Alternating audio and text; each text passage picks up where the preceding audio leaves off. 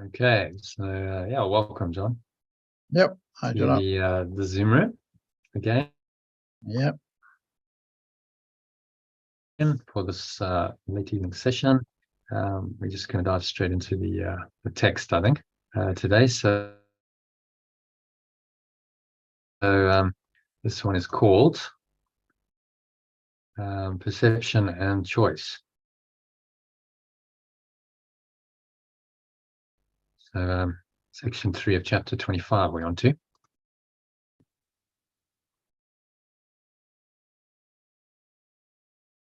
So I think let's dive straight into it, shall we? Okay, so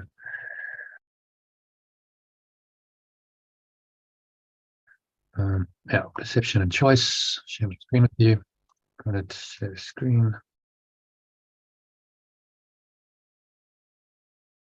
Okay, so I think it's nine paragraphs. yeah, Long, so not too bad. We seem to be able to get 9 or 10 paragraphs done in a couple of hours. So here we go. yeah.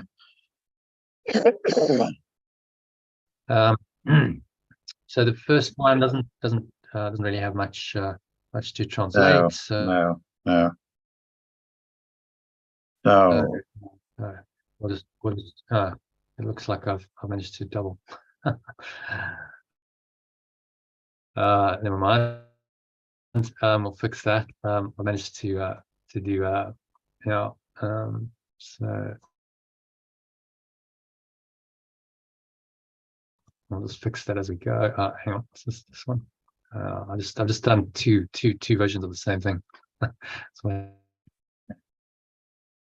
happens when you're busy. So I'll just fix that as we go along. Let's just find the where are we? We want this one. Perception and choice.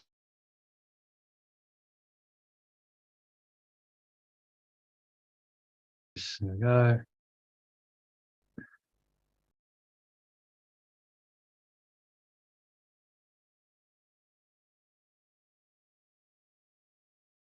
Let's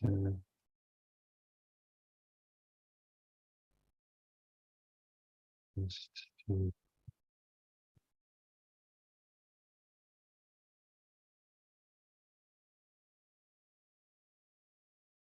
this one on. Okay. So we've got the original as well. Apologies for this.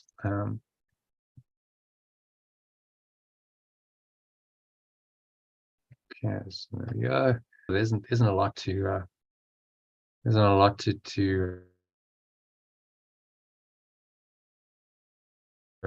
translate here. Just God becomes perfect love here from someone is perfect love. So do you want to read an alternative? Yep. To the extent to which I value guilt, to that extent I will perceive a world in which attack is justified. The extent to which I recognize that guilt is meaningless, to that extent I will perceive attack cannot be justified. This is in accord with perception's fundamental law. I see what I believe is there, and I believe it there because I want it there. Perception has no other law than this. The rest only stems from this. To hold it up and offer it support. This is perception's form, adapted to this world of perfect love's more basic law, that love extends itself and only itself. So he's saying here that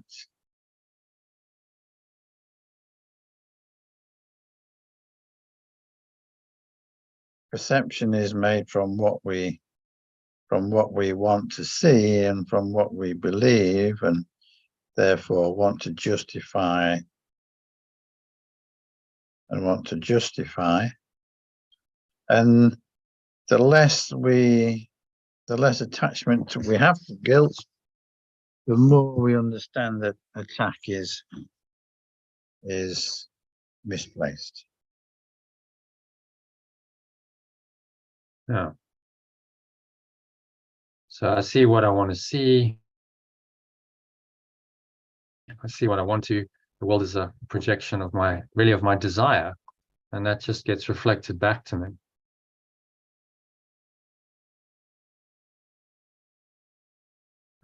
Perhaps it might be helpful to just look at this actually. Let's find where are we? Listen to 6. I think we need to just find. Seems to have got shut down, so we'll just open it again. So what do we want?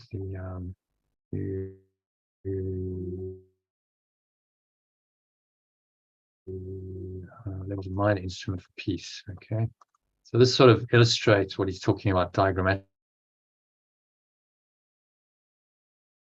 saying you see what you want as oneself, then informs your beliefs, your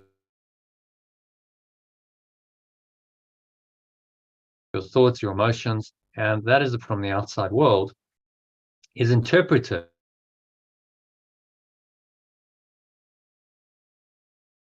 through the filter of it, or the self structure. I don't know if you listen to that movie Samadhi. Did you watch the Samadhi movie? So I recommend No, I it. So didn't. his name for the ego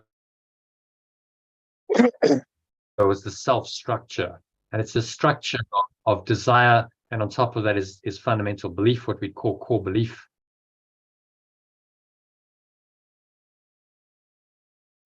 Then thoughts, then emotions, and then that all in perception is influenced by the structure,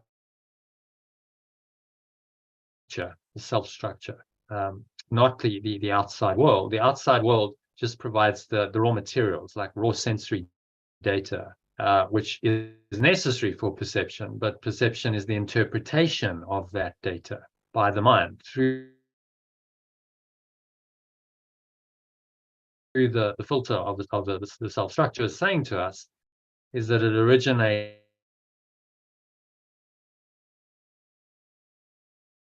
in the desire to be either a separate self or oneself.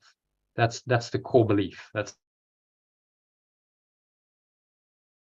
absolutely the core of our mind. And then on top of the separate self, or the true self, Christ also has a set of beliefs, thoughts, emotions, and perceptions, which come from this fundamental desire or prayer of the heart. You keep. So the prayer would be to be oneself, to return to our true self. I don't know if it's at my. It may be at my end, John, but you keep going staccato. Really? I lose. Okay. I don't know whether that's happening on the recording as well. Yeah, you were doing the same for me, so I don't know whose connection it is, but it might. Yeah. All right, it might be mine. Yeah, well, it probably will be, but I'm on without switching to a mobile signal, which would probably be worse. So I'll just have to persevere with it. So this is what he's really saying in paragraph 1, and then there's also the idea of projection, that this desire to be a separate self is responsible for actually projecting out its desire into the world. It's actually responsible for the projections, which are the sensory data that we get. And so that's the projection aspect of the illusion. And then the perception happens through the self-concept, the self-structure that is based on the same desire to be a separate self that projected it. And so it's a closed loop system. That's really what he's saying. We've desired to be a separate self. We projected a world out there, apparently went out of our minds to confirm that, and then we perceive it to be so because that is our desire. We wanted it to be so. And the whole thing becomes a closed system which just perpetuates itself. And we get caught up in this closed loop system of projection, perception. We think that's reality, but actually it's just a delusion. It's our own mind telling us that this is reality.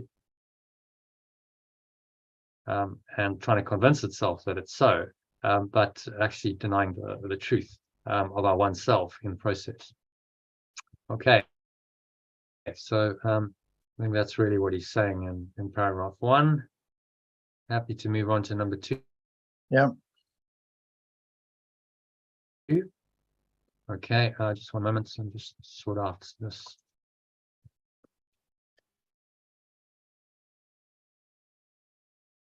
Original paragraph, so we've got that there.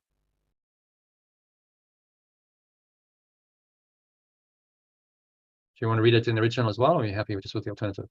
Let's try the alternative. Pure formless awareness of perfect love's laws do not live directly to a world perception rules. For such a world could not have been extended by the mind to which perception has no meaning. Yet are its laws reflected everywhere. Not that the world where this reflection is real at all. Only because its extension believes it is, and from its extension's belief it could not let just pause it there. Maybe there's a better way of saying that. Not that the world where this reflection is real at all. That's got to be a better way of saying that. This doesn't mean this.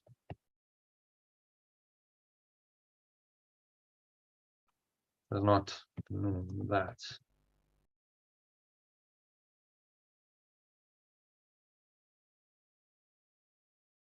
The world where this reflection seems to be, how about that, is real at all. Yeah, that's nice. Yeah,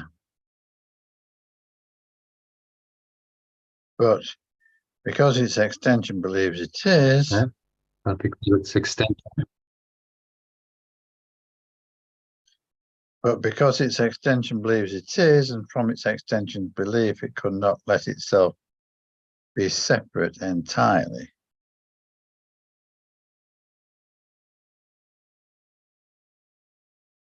But because its extension believes it is, and from its extension's belief, it could not let itself be separate entirely. Okay, so What's he getting? Only because. What's he getting at there? Not let itself be separate entirely. No, so let's just look at the original. Only read in the original. Only because his son believes it is, and from his son's belief, he could not let himself be separate entirely. Only because his son believes it is, and from his son's belief, he could not let himself be separate entirely. From his son's belief, he could not let himself be separate entirely. So, what he's saying is, God's laws are reflected everywhere, even in the illusion. So we believe this is real. We've created this whole illusion for ourselves, but God, pure formless awareness of perfect love, could not be apart from that. It can't be entirely separate from our true reality. It's everywhere.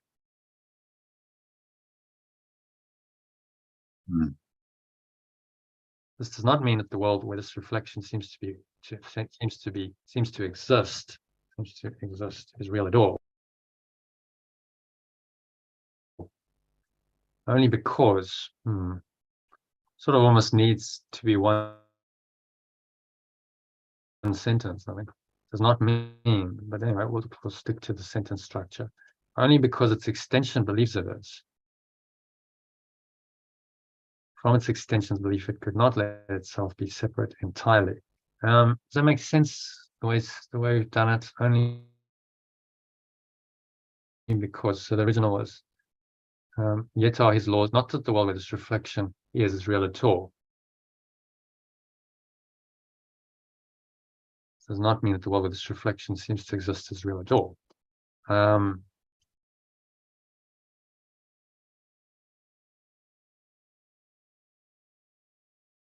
Only but because its extension believes it is.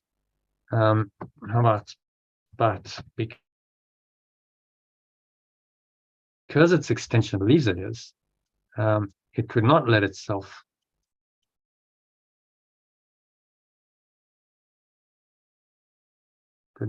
be entirely separate from its extension's belief.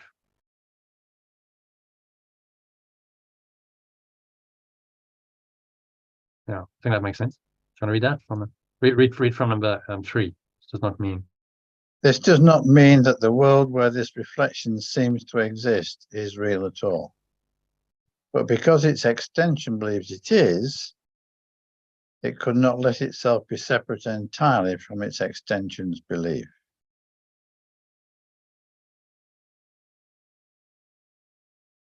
It could not enter my belief in separation with me, only it could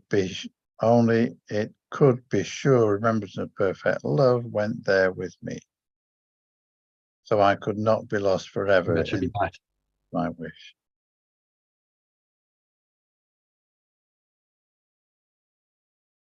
Not into my belief in separation with me, but it could be sure remembrance of perfect love went there with me.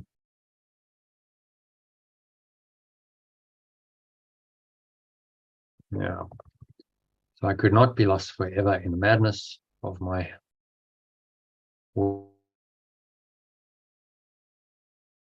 wish, of my, how about insane wish? That would be nice.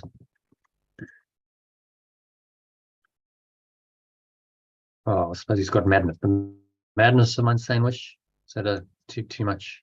Should we just leave it as the madness of my wish? You want to read that from? What does number 4 mean, though, John? John, you do keep breaking up. Actually, I'm just thinking about number 4. But because its extension believes it is, it could not let itself be separate entirely from its extension's belief. Yeah. What's it mean by its extension's belief?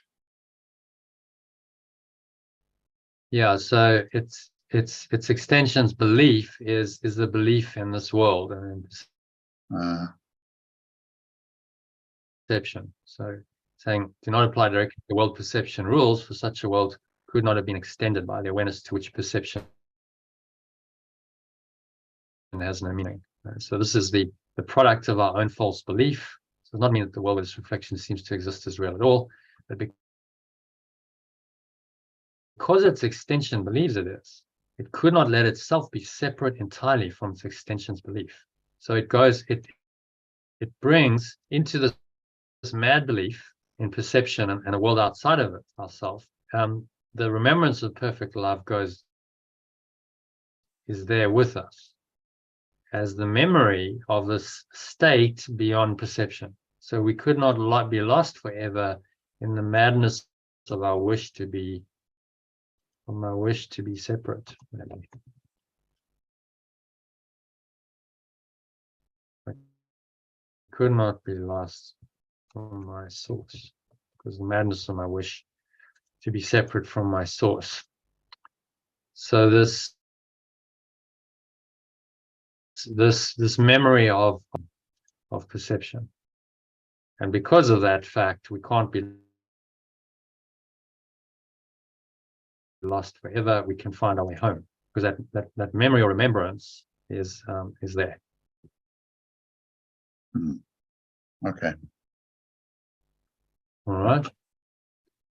Do you want to just read that from the top? Yeah. Pure formless awareness of make sure perfect we love's can- laws Good. do not apply directly to a world perception rules.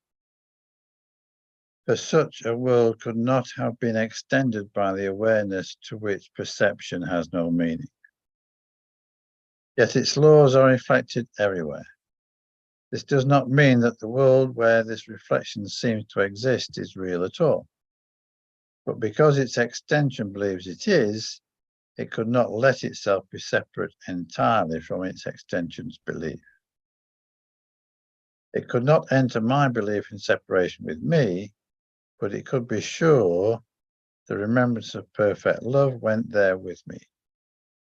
So I could not be lost forever in the madness of my wish to be separate from my source.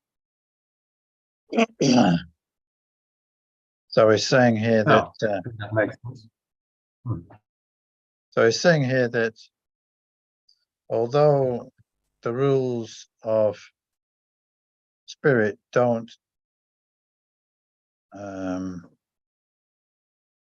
no, he's saying that the rules of the world we see, the illusion, do not apply to the real world. And despite however lost we may be, the connection with the real world does remain. Despite, Yeah, just a clarification there. When he says the real world in course terminology, what he means is actually this world of perception, but perceived correctly with the Holy Spirit, remembrance of perfect love as our guide. So that's the real world. The real world, I think what you're referring to is true reality. yeah, it is. R. Yeah. Yeah. So just from a course, course terminology, the real world is actually this world still, but perceived correctly. So it's the real world is the transition, kind of an intermediary state between this world and the transcendent reality of heaven. So he's talking about the laws of heaven, this other reality, let's call it, extending into this world, into this reality, because we believe in it. And so these laws have to extend here as well. Otherwise, we'd be lost forever. If we could completely separate from reality, then the separation would be eternal, wouldn't it? Yeah. And there'd be no way back, which is what the ego is telling us. But the ego is a liar. That's not correct, because we went the one way. We decided to separate, then logically we can also, if we so choose. How about I try logging in again, Jono? See whether it makes any difference. Okay. Do you think that'll make a difference? I don't know. I doubt it. Okay. I think it's just it's the connection, sadly. I don't know why it's a bit interrupted. It's normally very good. But I've cut your video. I've cut my video. Yeah. So cut your video and that'll reduce the bandwidth. Yeah. I've cut it. Oh, I can hear you. Okay. Can you hear me now? Yeah, but it's staccato, like I keep missing bits of what you said. Yeah.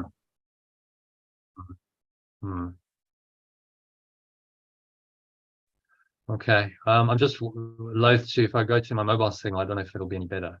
Yeah, don't worry.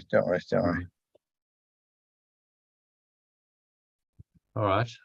So happy with number 2? Yeah.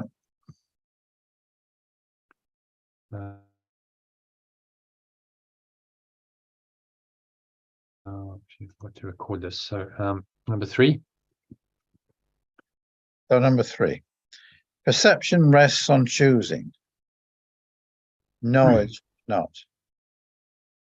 Knowledge has but one law because it has but one source. But this world has 2 who made it, and they do not see it as the same. To each it has a different purpose, and to each it is a perfect means to serve the goal for which it is perceived.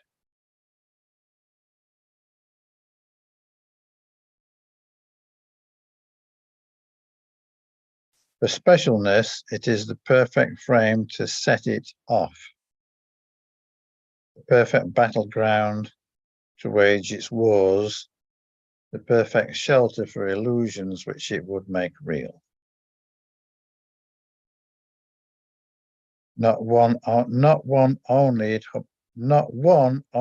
upholds in its perception, It should be one, not one but. Yeah. Just say everyone.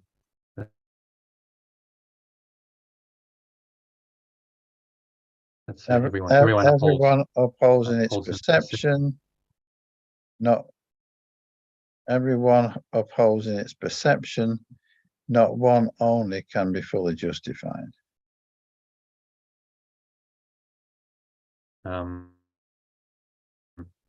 Yeah, so it's just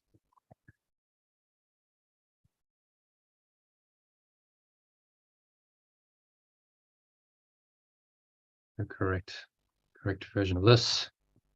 One that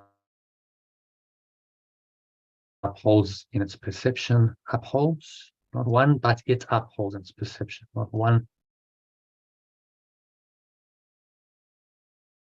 So everyone upholds it in its perception, and everyone it upholds in its perception.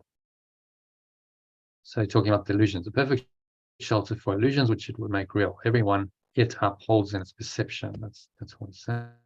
And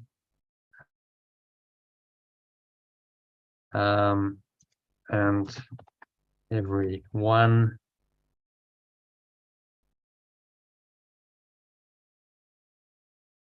can seemingly be fully justified.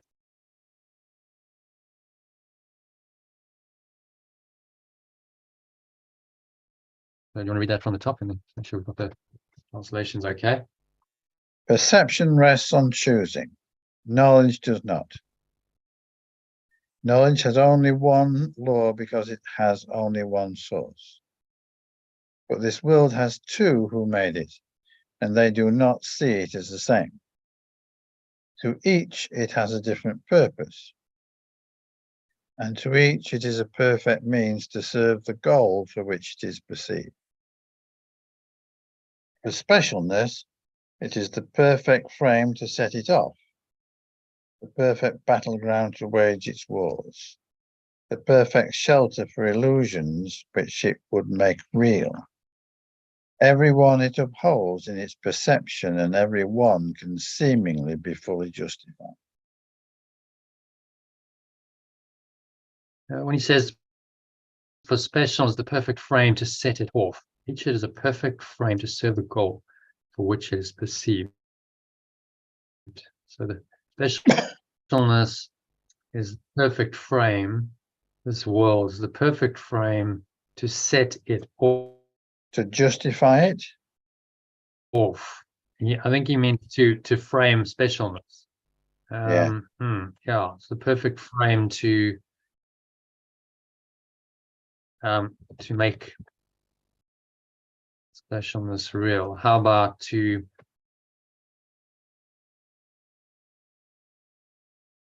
showcase, bit of it's a more modern word, but to showcase specialness. How about that? To set instead of set it off. Yeah.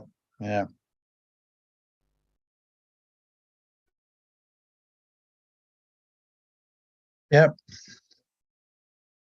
Perfect battleground to wage it towards the people would make real. The perfect shelter for illusions, which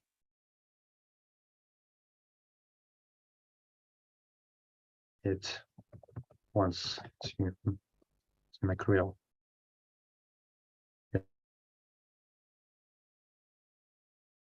Every one it upholds in its perception, every one can seemingly be fully justified. So he's talking about the illusions here. I think instead of everyone, every illusion, or is everyone? Every illusion it upholds in its perception, and everyone can seemingly be fully justified. I think that's a bit clearer, isn't it? Every illusion. So it upholds it upholds, maybe it makes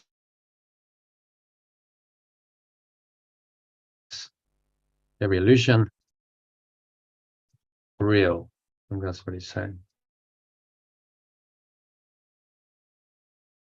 Makes every illusion real in its perception, and everyone can seemingly, everyone is seemingly fully Every one is seemingly fully justified.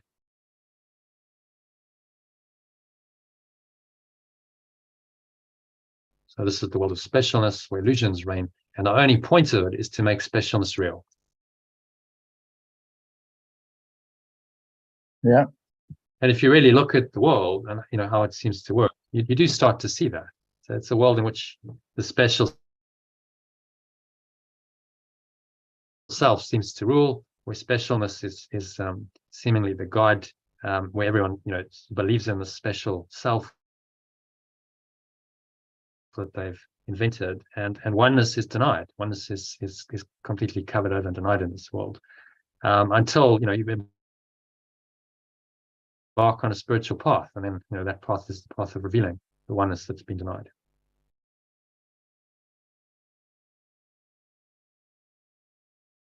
Okay, so happy with number 3? Yeah.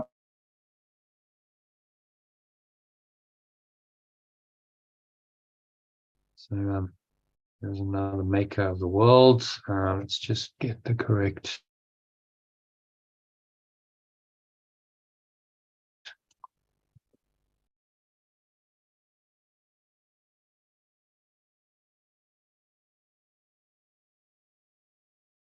I think maybe read this one in the original and the alternative. You don't mind?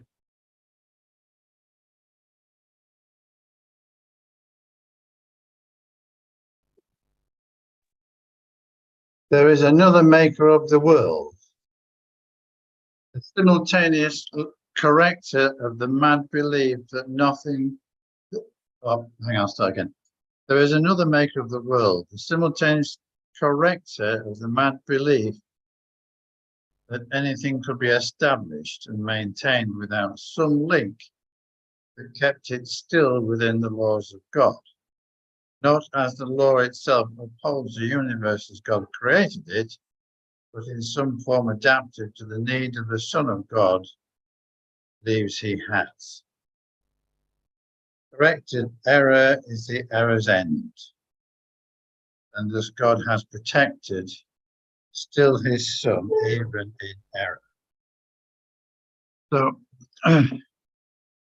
there is another maker of the world, the simultaneous corrector of the mad belief that anything could be established and maintained without some link that kept it still within the laws of perfect love, not as the law itself upholds the universe as perfect or extended it, but in some form adapted to the need the extension believes he has. Corrected error is the error's end, and thus has pure forms of awareness of perfect love, protected still its extension even in error. Yes, a bit of a knot, that. Uh-huh. So let's do one line at a time. There is another maker. So it has.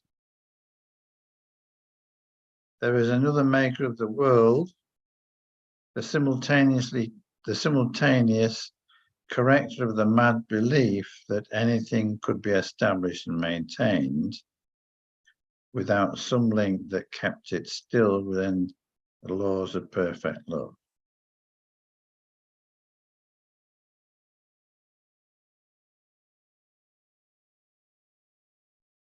Mad belief can be established, maintained without some link that kept it still within. That makes sense. But No, the corrector is the Holy Spirit. Remember, it's love. And the corrects the mad belief that anything could be established and maintained without some link that kept it still within the laws of perfect love. So that the ego is saying, you can depart from love, and you can make up your own reality that's completely separate and apart from love. And the corrector, the remembrance of perfect love, said, no, that's not possible. Love is still there. It still underlies that. There's still that memory, just buried and denied, but it's still there. And then whatever is with a denial of love becomes a call for love. So love is always there, underlying, every perception of a special self. So there's always a link, and our job is just to realize that, recognize it, realize it, and allow that to become, what guides us, instead of a mad belief in separation. And not as the law itself upholds the universe as perfect love extends it. So there you see, we got the small universe as God created it, but he's referring to the same order. The universe as God created is not this physical, material universe. It's the universe of absolute reality, true reality. So capital U. The universe as perfect love extends it, but in some form adapted to the need the extension believes it has. So there's a form then in this world that's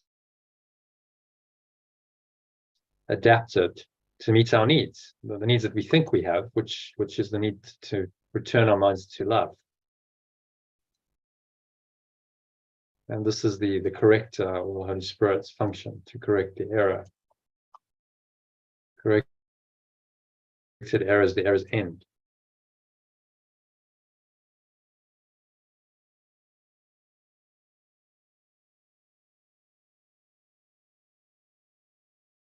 So I was saying here that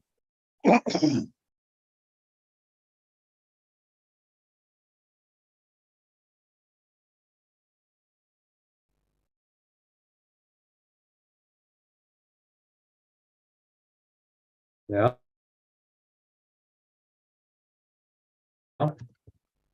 yeah. So I was saying here that Holy Spirit will always correct whatever errors our ego creates, despite all the ego can do to pretend that it's otherwise. Yeah. No matter how much, we believe we departed from the truth is still there. It's just waiting to come into our awareness to correct the error. So even in its error, even in this madness we've invented, pure formless awareness of perfect love comes in and protects us and says, well, you may have believed that you've denied love and thrown heaven away, but that's not the case. Love is still here, and salvation is still possible. But we have to even listen in the depths of the darkness of. Sorry, what did you say? But we have to be able to hear it. We have to ask for that and be able to hear the correction. Because as opposed to just ignoring it. Yeah. He's helping us to realize, what's really going on, and to make the conscious choice to listen to this correction, remembrance of perfect love, instead of the madness of the ego, and allow our minds to be corrected, and not deny the truth longer. So it's a very simple idea, isn't it? Okay, so there's just this memory of your true nature that's underlying everything, and it's with you always. You can never really be apart from it, even in your madness of separation. It's still there. God goes with you wherever you go, because God is in your mind still, even if you've denied it. You can never truly deny your true nature. It's not possible to completely destroy that, as the ego tells you it is. The ego's whole foundation, based on the idea that you really have done the impossible. You've pulled off this impossible thing of destroying perfect love, and now you're sinful because of that forever. You're damned forever. You're guilty forever, and you're doomed to suffer and to die for this terrible sin. And Holy Spirit just says, well, you can't do that. You can't destroy what's eternal. It's not possible. So you may believe you've done this, but you never did it. It's not possible. And so there's no guilt and there's no sin, there's no fear. You're free to just be a state of pure formless awareness of perfect love. It's so simple, really, isn't it? The teaching is so simple when you look at it. It's like, well, none of it really happened. This is just a complete misinterpretation. You never did separate, and you never did destroy love. So you're not guilty for it, and therefore all the consequences of guilt and sin are not real. And you can let them all go and just return your mind to its original awareness. That's it in a nutshell. That's the whole program. That's what enlightenment entails. But the practice of it, requires this really, vigilance to be aware of the ego and let it go continuously, because it's all our thinking for so long that it seems to be the default reality now, when in fact it's just the veil of illusion covering reality. And when we correct the error, then the error ends. So if we really perceive truly that this is just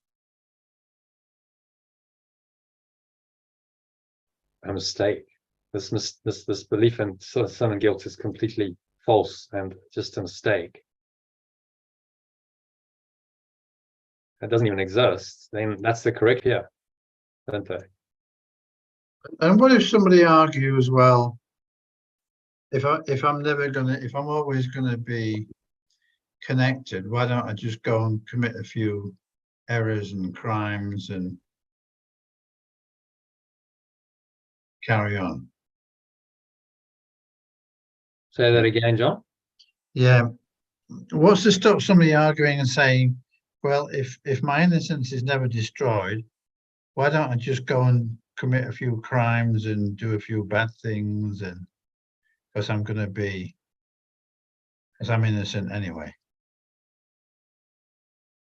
Yeah, but then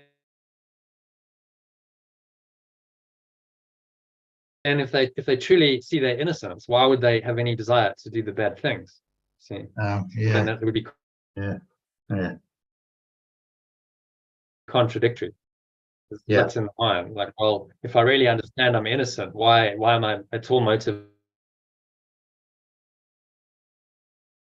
to do bad things? And really, when I know I'm perfectly innocent, and all of the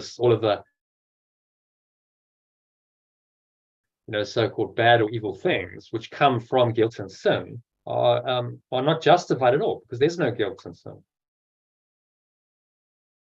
There's only pure formless awareness of perfect love. The desire to do evil is gone.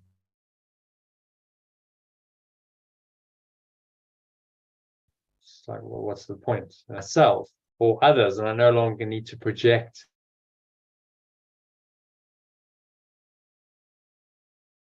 guilt and sin as blame. So are they. That's the enlightened realization of the enlightened. And then your behavior changes. Well, why would you want to indulge in any of the fear and attack thoughts and accusation, blame, attack that the ego sponsors based on its belief in guilt and sin, when you know that you're completely innocent? And so is everyone else. Your motivation to do evil just disappears with this realization. And that's the only way we're going to do it. Just having a commandment saying, don't do these things. 10 commandments, Allah, that kind of do not kill, do not steal, and so on. That's never worked, has it? Because people continue to do those things because they haven't got rid of the cause of them, which is the apparent crime of destroying of destroying love. That's the source of the evil doings. So this is an approach saying, well, let's go to the source in your mind, the cause of all of the evil, and undo it at its cause, and really help you to realize that its cause, which is separation, is not real. The cause is not real, it's not true, it never really happened. It's a false cause. Therefore, all effects of a false cause must also be false. So why are you now believing in these false effects and their reality and suffering from them when they have no cause? Realize that to be free.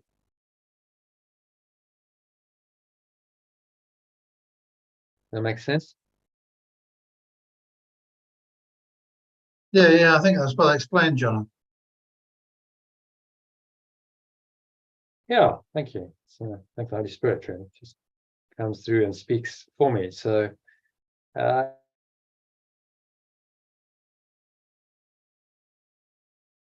it's a very simple teaching, but it makes complete sense. It's very simple. It's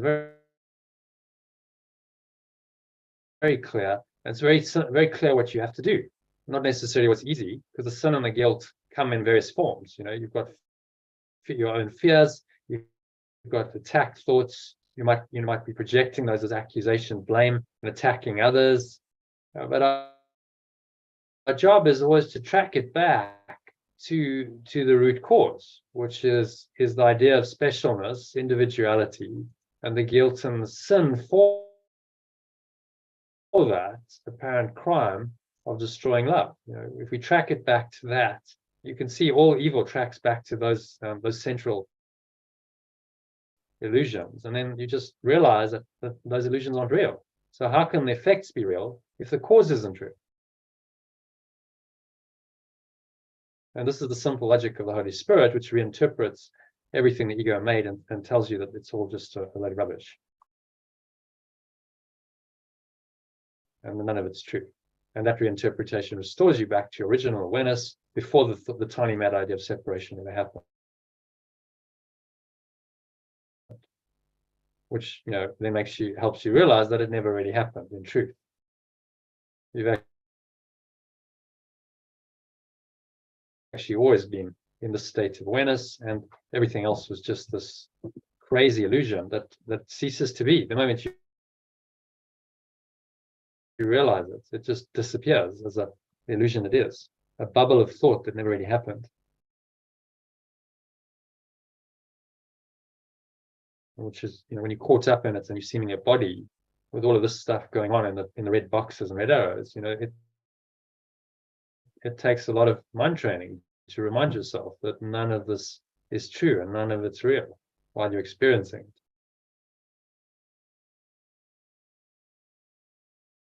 But that's our task.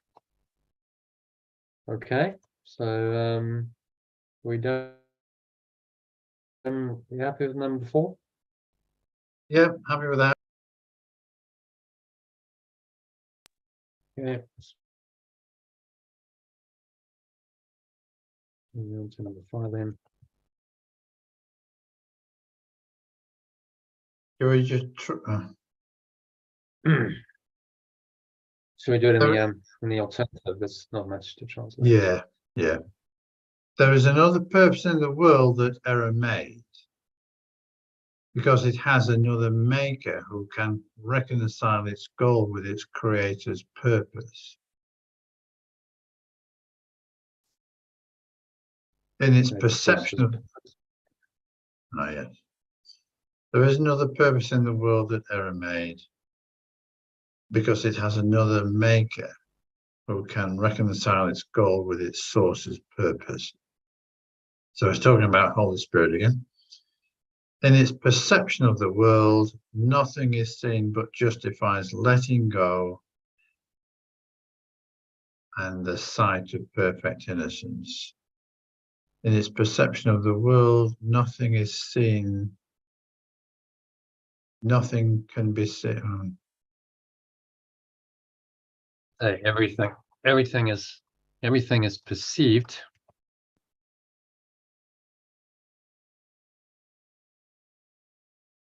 in a way that, so just take away the double negative. Everything is perceived in a way that it justifies letting go and the sight of perfect innocence. And then, The sight. how about the vision? Right, you got the vision of Yeah, perfect innocence. yeah. Nothing arises but is met with instant and complete letting go. Yes, let's change that again. Everything Arises. that arises. Everything that arises is met with instant and complete letting go. Nothing remains an instant to obscure Yes, how about it? everything that arises is met with Immediately? So I meant to have said that and just said yes. Immediately. everything that arises immediately and completely let go. Everything that arises in experience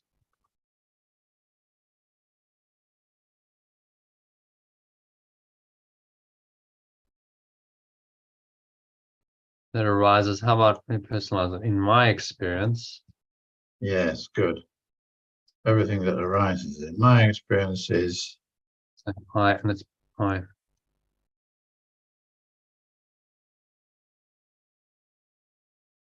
Now, and so I immediately and completely let go of everything that arises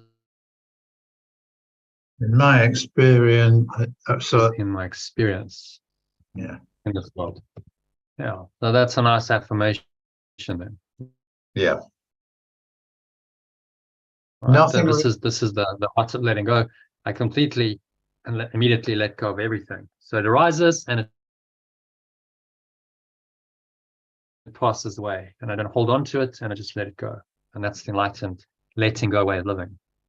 Yeah.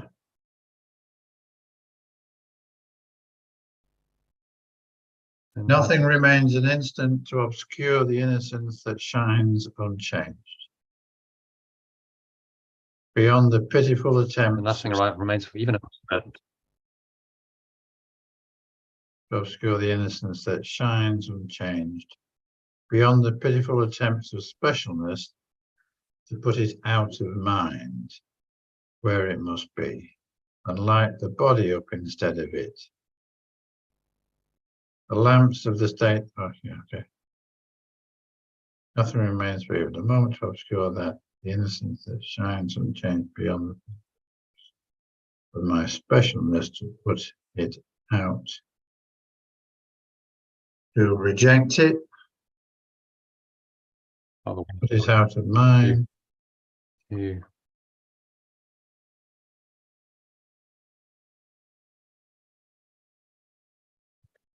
deny awareness of it. Obscure the innocence that shines and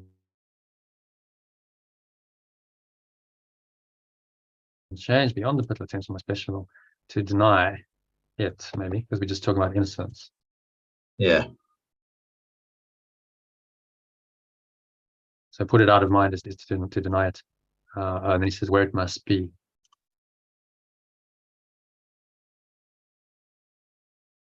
To deny it in my awareness,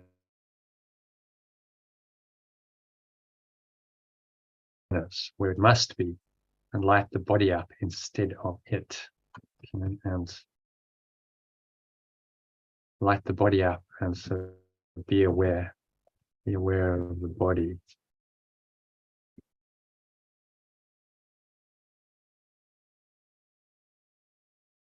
Instead of it.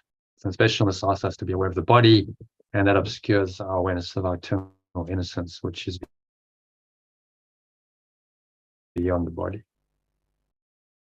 Okay. Number 5, the lamp. The lamps of the state of pure forms of awareness are not for mind, to choose to see them where it will be. Well, the lamps of the state of pure formless awareness are not for my mind to choose to see them. Original. So the lamps of heaven are not for mind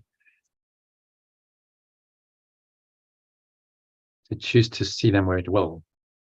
Okay, so lamps of pure formless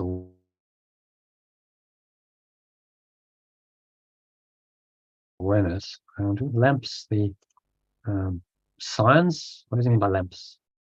Where the lamps Well, I quite like are lamps. not. Yeah, but it's an image. Yeah. It's symbolic. So we keep it obviously in the original, but what does that actually mean? What does he mean by lamps, do you think? The lamps The value of heaven. So the if they lit a place where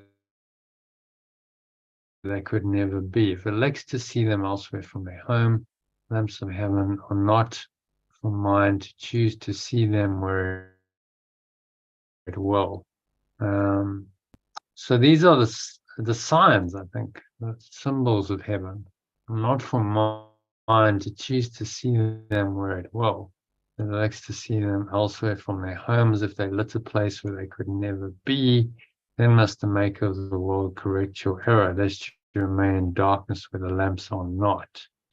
I think these are the lamps are the miracles. So maybe the corrections.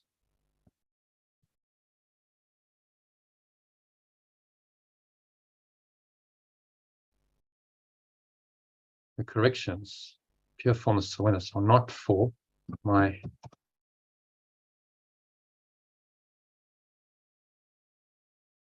mind to choose to see them where it will. It's a bit clumsy.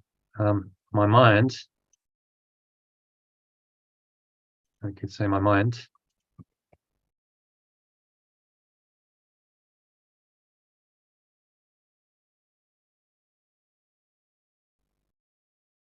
cannot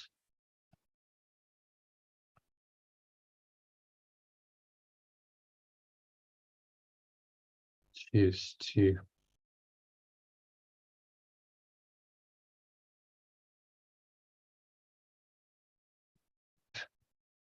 corrections of pure formless awareness.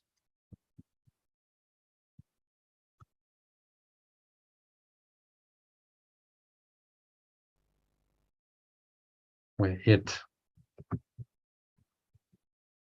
wants them to be.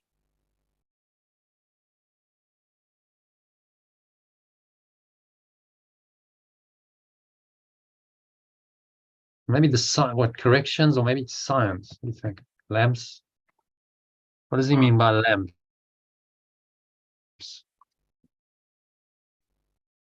So he talks about lighting the body up in self, and then he's talking about original innocence.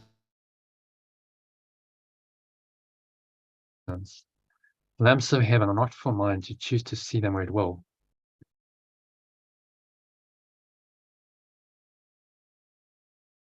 And the lamps of pure formless awareness. The signs. I think the signs, maybe. What do you think? Yeah, yeah. Mind cannot choose to see the signs of pure formless awareness where it wants them to be.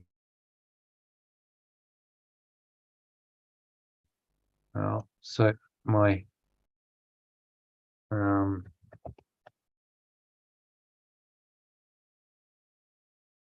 separated mind will say, my ego self, my specialness, cannot choose to perceive the signs of pure formless awareness where it wants them to be. Okay, so where it wants them to be is in the world and apart from heaven. Yeah. It likes to perceive them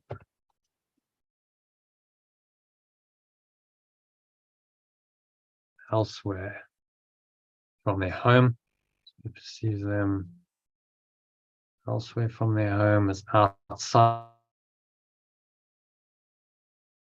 as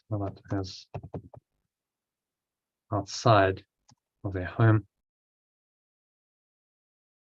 as if they lit a place where they could never be. So he's talking about a lamp, lit as if they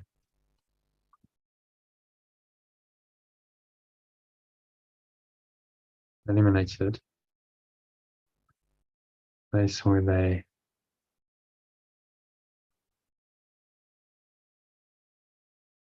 could or can never be, can never be. Then must the maker of the world correct my error.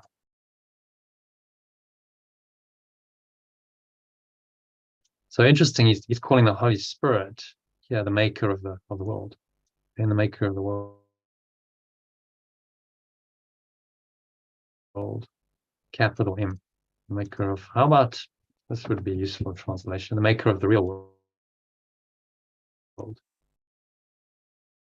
clarifies it, doesn't it? In his perception of the real world. Well, are you using the word real in the sense of the world of illusion? It's the world, the maker of the real world is the world interpreted, this world of illusion, interpreted correctly by the Holy Spirit. So that's how he uses the real world. So the maker of the world, I think one could get confused and go, oh, well, the Holy Spirit, the ego made it, but it's the reinterpreter of the world. So it makes the real world real in our perception. We now perceive the world correctly from a corrected mind, and that is a different world, the real world, that is a bridge between this world of illusion and the transcendent realm of heaven. We must start to perceive the real world if we're going to wake up. We don't just wake up straight away. So the Holy Spirit makes that real world. It's like a recreated world from the ego's misperceptions. Yes, a resurrected world, a renewed world, a transformed world, whatever what the ego's made, and it remakes it.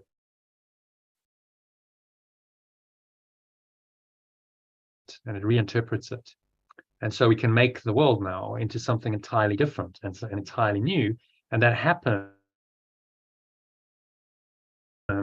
the moment we change our perception, when we change our perception of the world. And then we must change our perception of change the world, where you change your perception of the world. You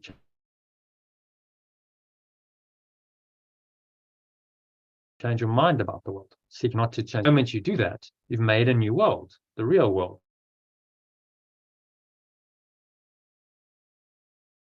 Now comes into existence in your mind.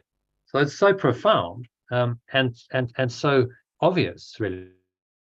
This is available to anyone. Anyone can do this. And it's just a change in your mind and in your perception that facilitates that. You don't have to do anything as such, although different behaviors and different actions may come.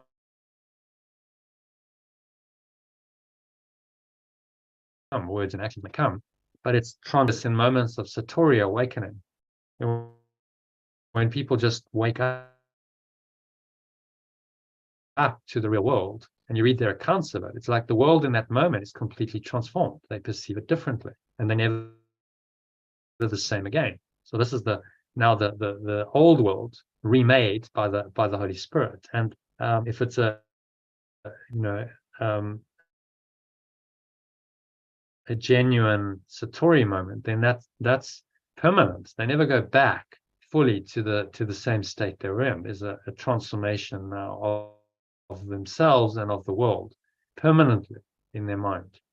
And so the error of the ego has been undone to some degree.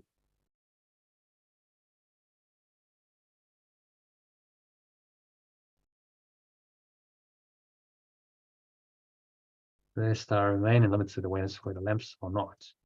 To make of the world must correct my error to prevent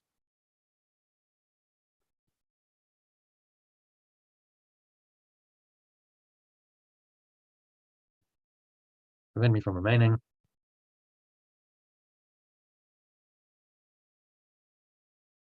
in limited awareness where the lamps are not, so where the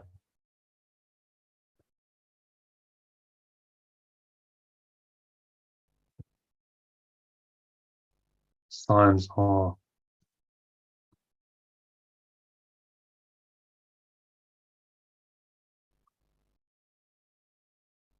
not. Signs are not real, and the signs are not really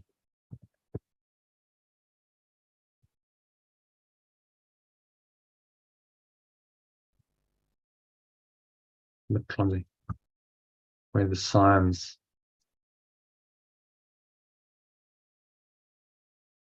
do not really exist.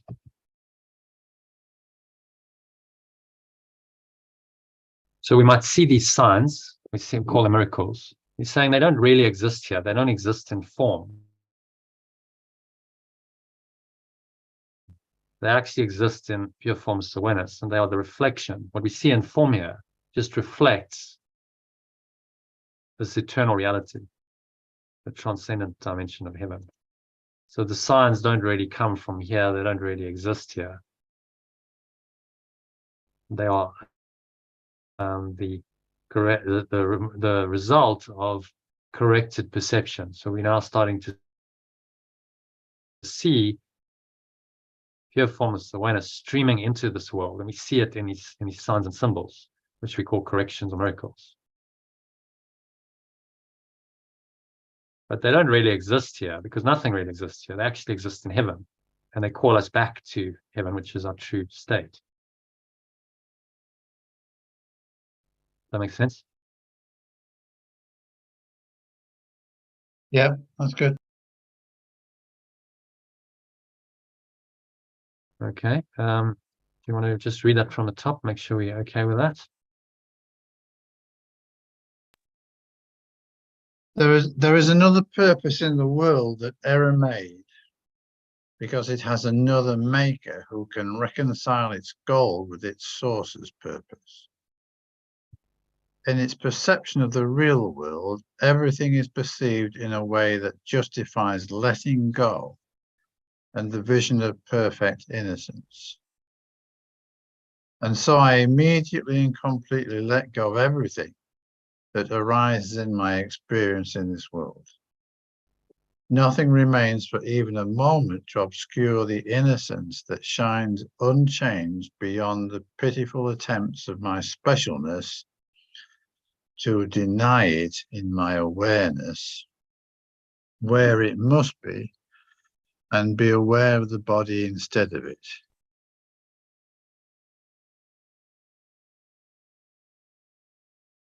My separated mind cannot choose to perceive the signs of pure formless awareness where it wants them to be.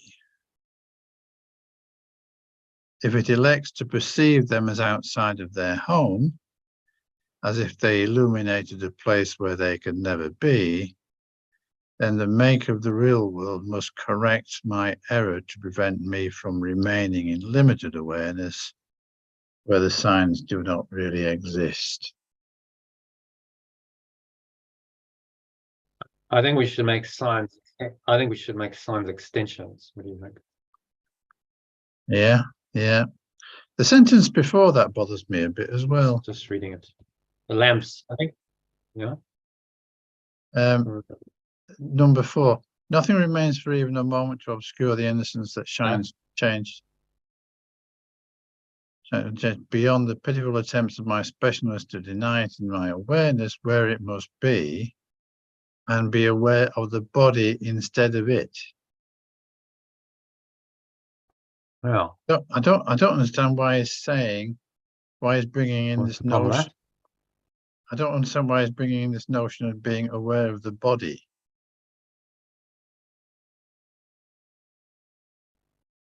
Okay. Well, the body denies the eternal innocence. Yeah.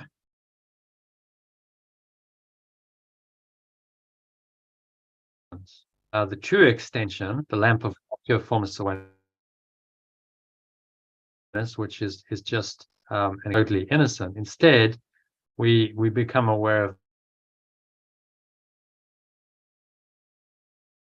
the body, our body, and other people's bodies. He denies the truth that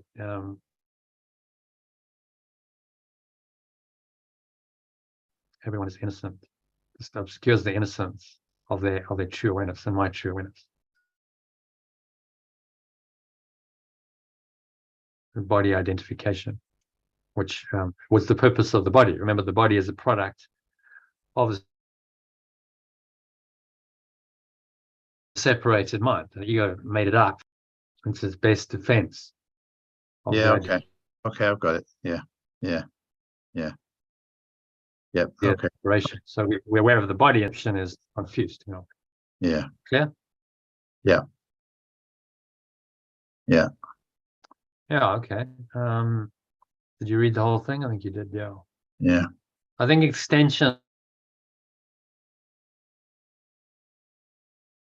instead of the lamps of pure form, another name for the extension of perfect love, which is us. And these lamps populate the world. Everyone is actually that. But if you perceive them as a body instead, then you misperceive them and you miss the truth of them. And he's saying don't perceive them outside of their home. That they actually exist as bodies in this world, as if they illuminated a place where they can never be. So then the maker of the real world must correct my error to prevent me from remaining limited awareness where extensions do not really exist. All right. So none of us really exist here. What you're seeing, identities, the special selves,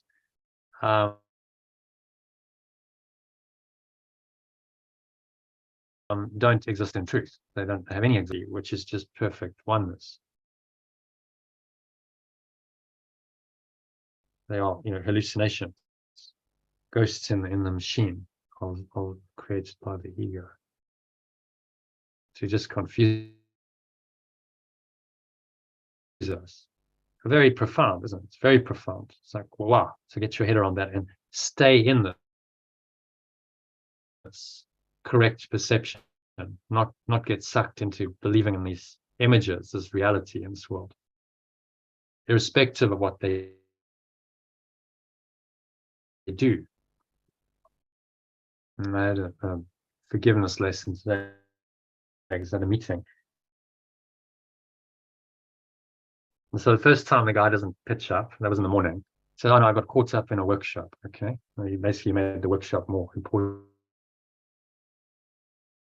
than this meeting, but all right. So we'll reschedule for the afternoon. So can you definitely make, yes, no, definitely. 4 o'clock. 4 o'clock comes and he's no. So then, the tendency is to judge that and go, oh my God, just the guy's just completely inconsiderate and but that's the temptation to make the illusion real, condemn and judge and separate him off, make him into a body that's made an error and is sinful and guilty. And so, you must let it go. So this is how it works. We're tempted to make the bodies real and make the errors real. And he's saying, just, let it go and see only the innocence.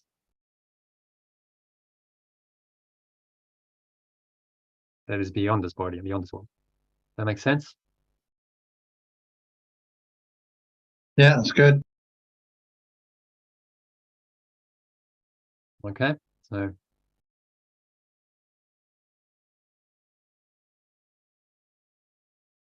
read number 6. Everyone here has entered limited awareness, yet no one has entered it alone. Nor need I stay more than an instant. They Oh, no need, shall no say, need it's everyone. they stay more than an instant. For they have come with the state of pure formless awareness as More than a help. moment. Yeah. But they have come with a state of pure formless awareness as help within.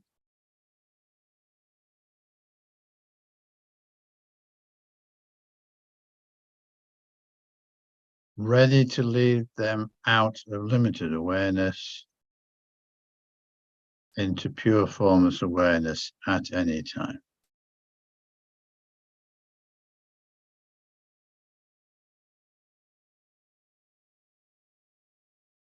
The time they choose can be any time. For help is there, awaiting but their choice.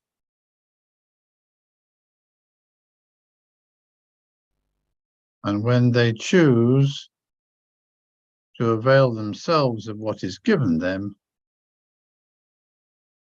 then will they see each situation that they thought before was a means to justify their anger turned into an event which justifies their love. All right, just pause that. Catch up. And they choose to avail themselves what is given them. And they choose to avail themselves what is given them. And they choose to accept. I think that would be better.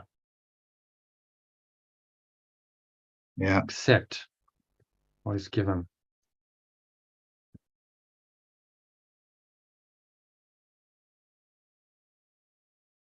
And they choose to accept what is given them.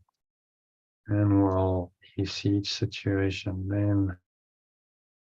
Then will they see each situation? And they choose to accept what is given them. And they will See each situation. and see each situation. Perceive, shall we say? Perceive.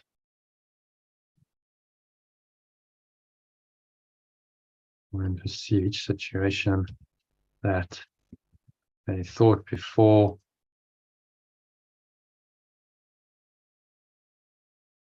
means to justify. The anger turned to an event which justifies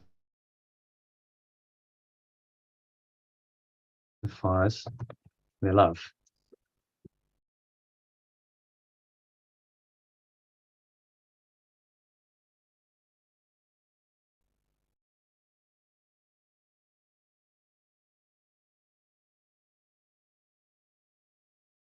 They thought They will before hear. justified, that it was means justified.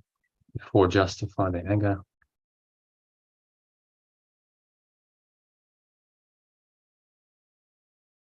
Into an event which justifies their love. Yeah. They will hear plainly that the calls to war they heard before are really calls to peace.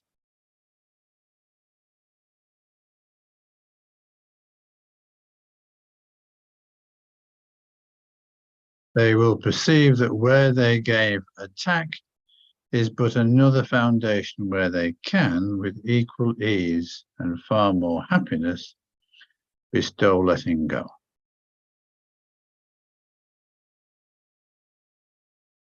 And they will reinterpret all temptation as just another chance to bring them joy.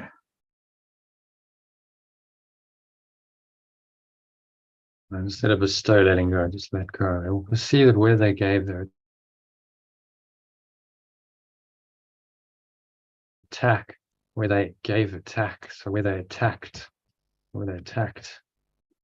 is just another foundation where they can equal ease and far more happiness let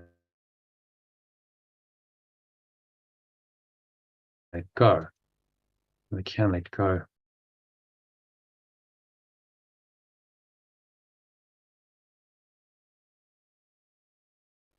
With equal ease and far more happiness.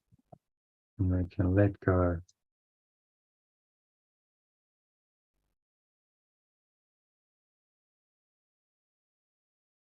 And let go with equal ease and far more happiness. And they will reinterpret all temptation as just another chance.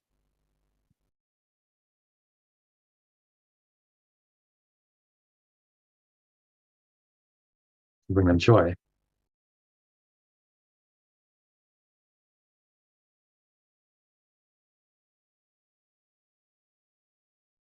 Another opportunity, man.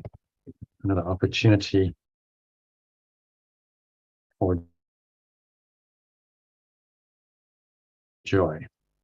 Okay, you want to read that from the top? Everyone here has entered limited awareness, yet no one has entered it alone. Nor need they stay more than a moment, for they have come with the help of pure formless awareness within them, ready to lead them out of limited awareness into pure formless awareness at any time. The time they choose can be any time, for help is there, awaiting only their choice. And when they choose to accept what is given them, they will then perceive each situation that they thought before justified their anger turn to an event which justifies their love. They will hear plainly that the calls to war they heard before are really calls to peace. They will perceive that where they attacked is just another foundation where they can let go with equal ease and far more happiness. And they will reinterpret all temptation as just another opportunity for joy. Yeah, I think that's okay. Yeah, it's nice. What's he saying? So he's saying that when we've come into this world of illusion, we have not come alone, we have come with Holy Spirit, and it is with the help of Holy Spirit that we can transform every experience that we have here into a heavenly experience instead of anything else. And transform all our negativity and negative thoughts. Yeah. So what was seemingly justified anger is now an opportunity for joy. It's completely turned around. And you're letting go. Well, if something triggered you and you got upset, well, this is an opportunity to let go, an opportunity to experience this joy that lies beyond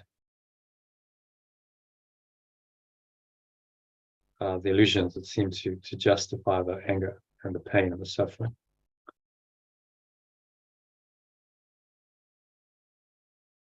Which is profound, very profound, every situation. So the worse it is, actually, the more opportunity there is for joy. That's how it works. You're really seeing the egregious nature of the ego, and you're getting a really tough lesson, shall we say. Then the opportunity for joy that presents is enormous. Because when you do let go, and you can break through into a deeper joy that you just wouldn't have been able to do if the temptation hadn't been so great. Does that make sense? So the bigger the temptation and the more the grievance is, the more opportunity there's for joy that underlies it. Yeah. Because when you can let go of that grievance, you drop a much bigger part of the ego. Right? If it's a deep grievance and you're really suffering, then when you drop that, the joy that is released is that much greater, because it's the counterpart. So the extreme forgiveness lesson some people get, when it can be really challenging, difficult, painful, the sickness and loss and suffering and death. These present these greater opportunities for joy if they're correctly perceived. And they can be, even in the most dire circumstances. People can experience joy in the worst Nazi concentration camp. There's stories of people like Viktor Frankl and others who did manage still to experience joy, even in these terrible circumstances.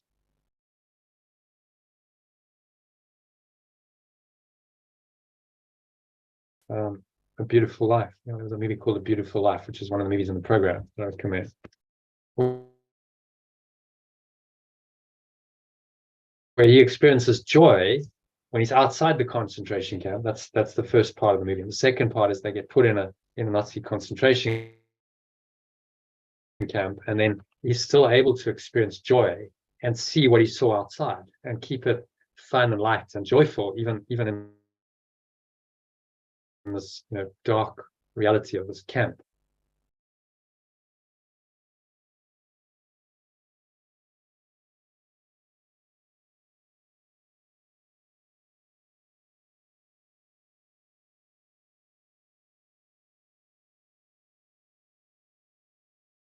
Okay, so any other thoughts on number 6? No, that's good. Okay, so moving on to number 7. Let's just make sure I did that one. I think I did. Oh no, I didn't do. Didn't do number 6. We'll do like that. And then 7.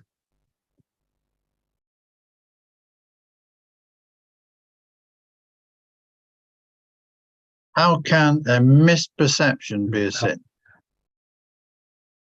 How can a misperception be a sin?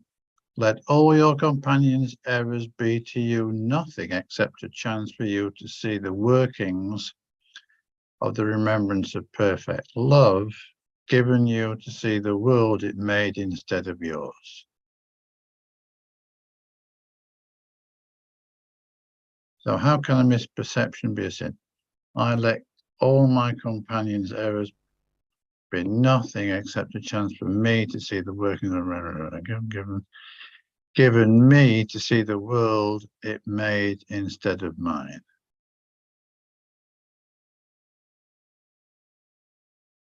What then is justified?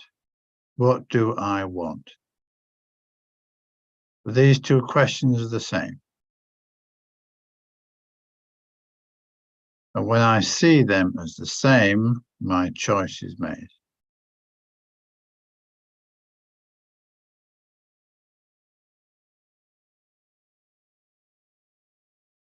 Just wait, John, just catching up.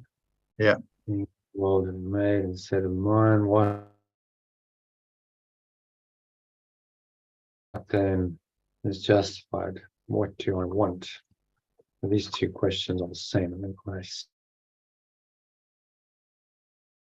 see them, when I perceive them as the same, my choice is made.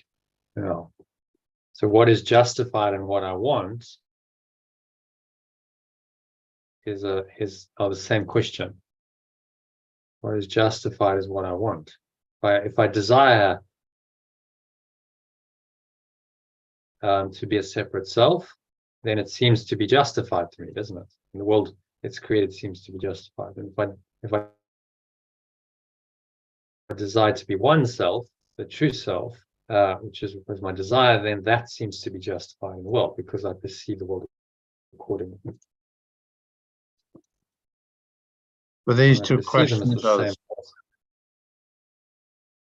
and when I perceive them as the same, my choice is made. For it is seeing them as one that brings. And what he's saying is very profound. And what I desire will always be justified in my perception. Yeah. That's the law of perception. What I desire will always be justified in my own perception, not in reality, but in how I perceive reality. And so for me, of reality.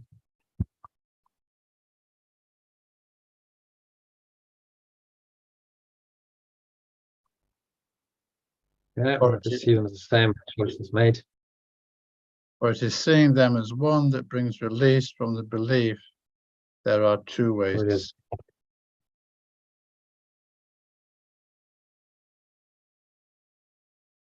This world has much to offer to me. Ways to perceive.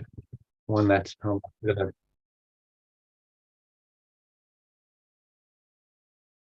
brings release, and so that's just a release of me from the belief. The two ways to perceive. This world has much to offer. Much to offer to my peace. And many chances to extend my own letting go. Such its purposes. Those who want to see peace and letting go descend on them and offer them pure formless awareness and offer them pure formless awareness of perfect love.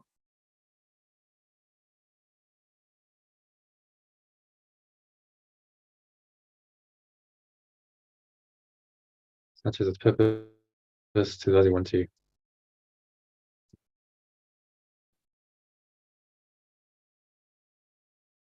receive peace and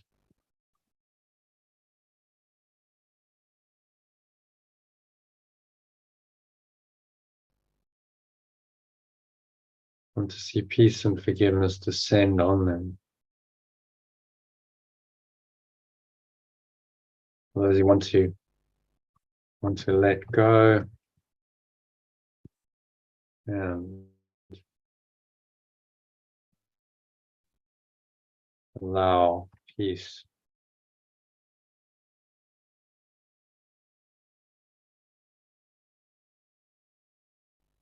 To descend on them or to arise in them? What do you think? Peace descends on you. I think arise in them. Way of arise in. Yeah.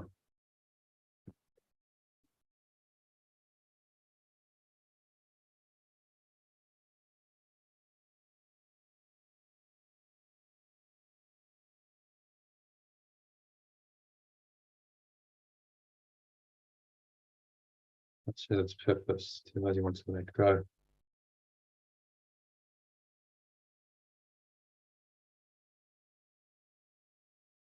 Those who want to let go and allow peace to arise in them. And offer them light, offer them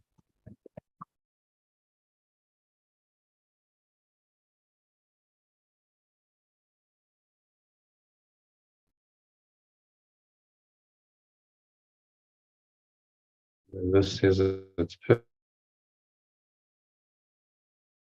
purpose. Instead of two, you have a purpose for. This is its purpose for those who want to let go and allow peace to arise in them.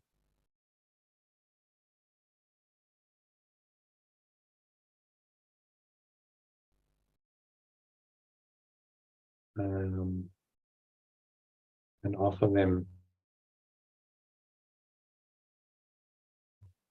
pure formless awareness or perfect love.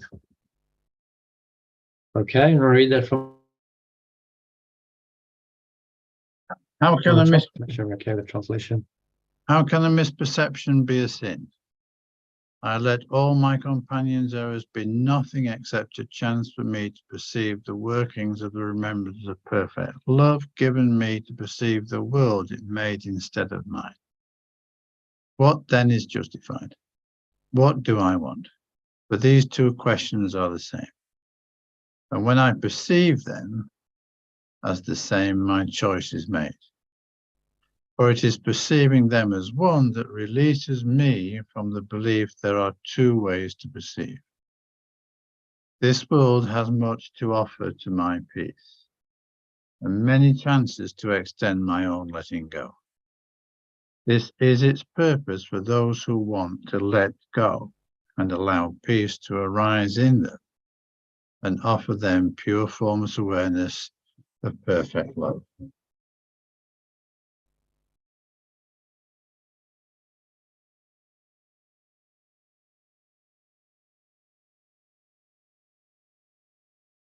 Oh, okay. So what's he saying in this one?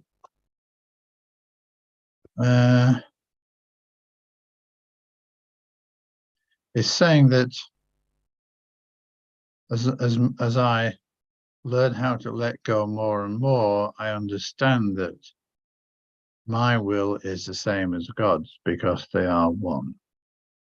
And that's all that can have real meaning.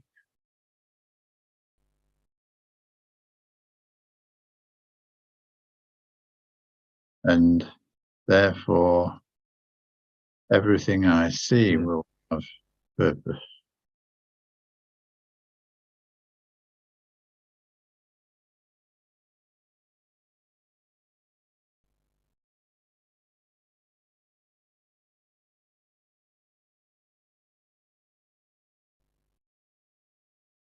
Yeah.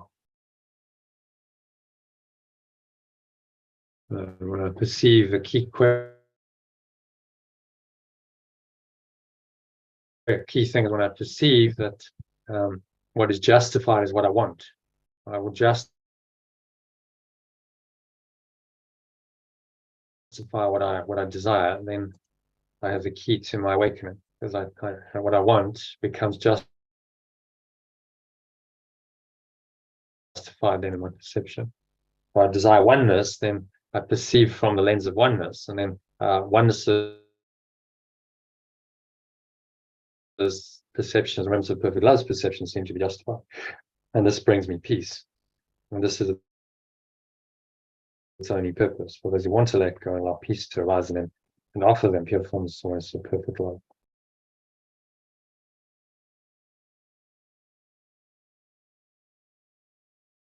Okay. Any other thoughts or comments on that one? Shall we move on to number 8? Now let's move on. The maker of the world of gentleness has perfect power to offset the world.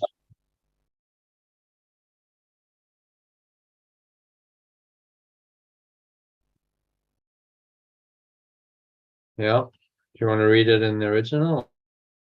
Let's try the alternative. Or it's the alternative? The maker of the world of gentleness has perfect power to offset the world of violence and hate that seems to stand between me and its gentleness.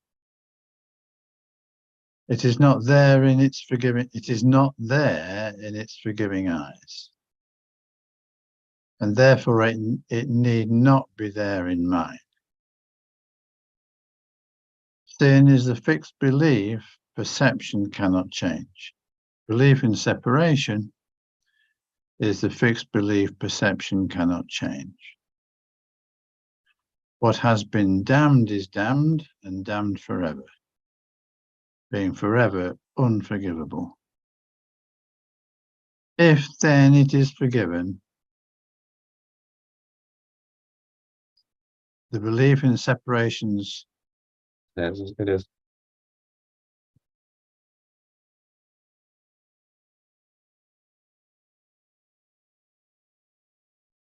It is released, or it is let go of. If then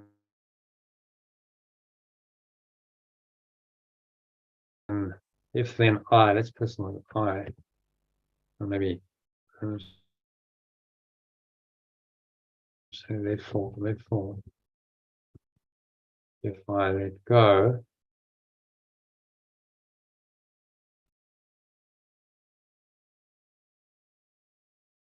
since perception then is forgiven, so if then I let go of it,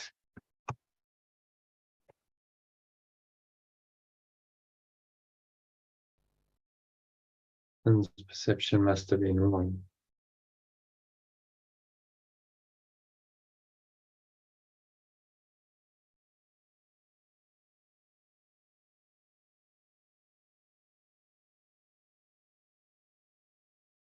And so is change made possible. So change is made possible.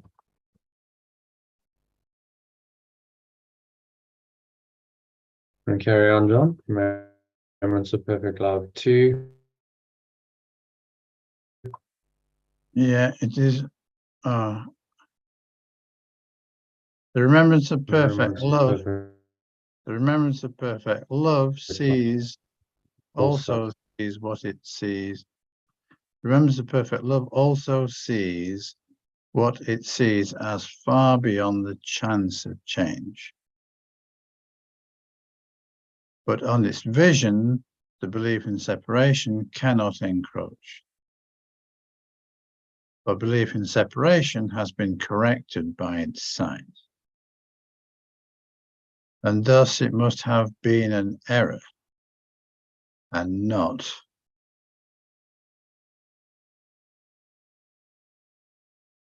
a belief in separation. This mean error, not a sin. And so it must have been an error, not a sin. But what it claimed could never be, has been. The belief in separation is attacked by punishment and so preserved. But to let go of it is to change its state from error into truth.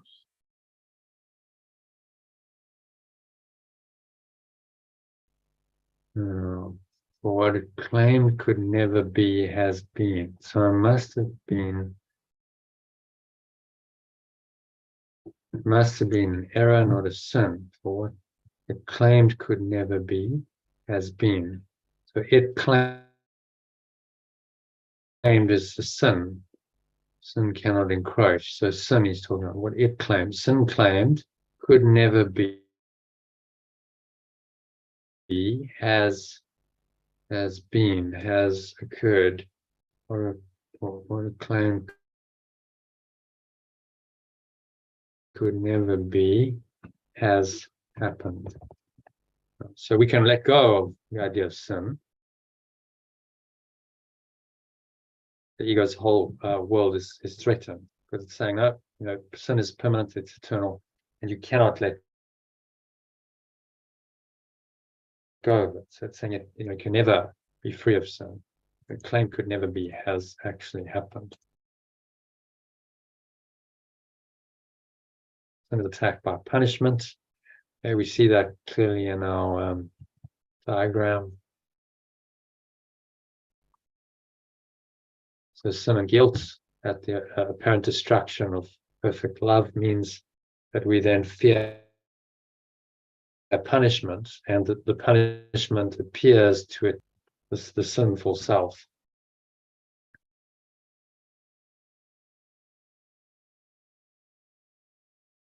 Sin and punishment go hand in hand. And so sin is preserved. As long as there's an attack and a punishment, then you must be being punished for something. So then the punishment perpetuates the idea of sin. That makes sense? Yeah. But to let go of it is to change its state from error into truth. So we simply see that this is just a mistake a tiny mad idea that has gone completely crazy and got blown out of all proportion in our minds, and it can be let go of, and we can invite the truth back into our minds.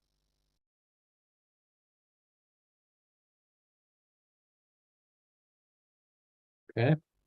Do you want to do a little summary of that? Number 8. What's he saying in this one? Yeah. Well, he's saying here that it's kind of repeating what's already been said, and that, by letting go, we remember perfect love, and the power of the belief in separation, it evaporates, has no power. It's just an error. Yeah. We perceive this all as an error. It's so simple. Okay, well, the whole thing's just, it's all just mistaken, and we can go back to our true awareness in any moment if it's all just a mistake. But you realize this when this is all kicking out in sin, and the fear of punishment is the art of letting go, because that's not an easy process, is it? Because these ideas seem to be very, very real in our deluded perception in this world. So we must always go back to first principles. And the first principle is that the separation never happened, and so the sin and the guilt for it, and any of its effects like punishment and sickness and suffering and death, are also not real. They cannot be real if pure formless awareness of perfect love is real.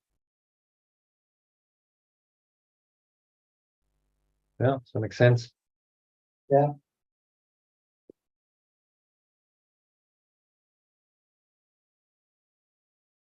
Yeah.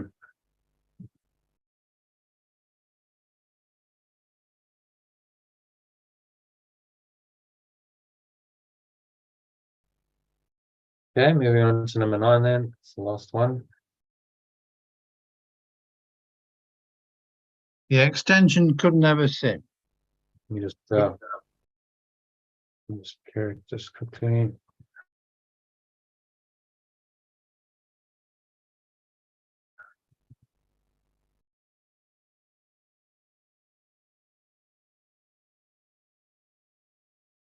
Extension could never.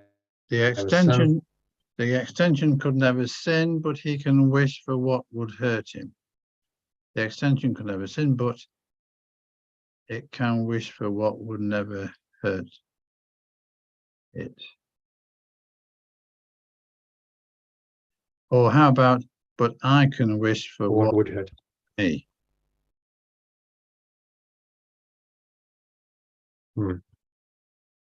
Although we've got extension, haven't we?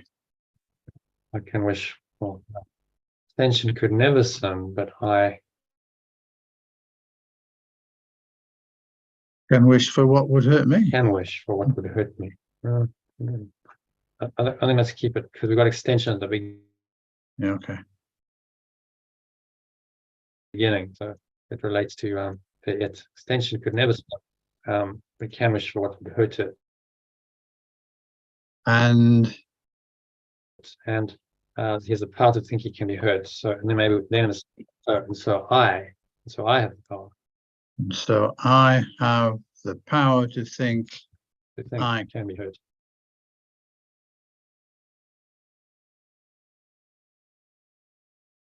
What could this be except a misperception of myself? Is this a sin or a mistake? Is this a belief in separation, or just keep it as sin? Is this a sin or a mistake? Letting go or not? Do I need help or condemnation? Is it my purpose that I be awakened or damned? Forgetting not what I am, forgetting not what he is to me, will make this choice my future. Just wait, John, catching up. Is my Yep. purpose that I be awakened or damned? Getting not what it is to you will make this choice your future. Forgetting not what I, not that what he is to you will make this choice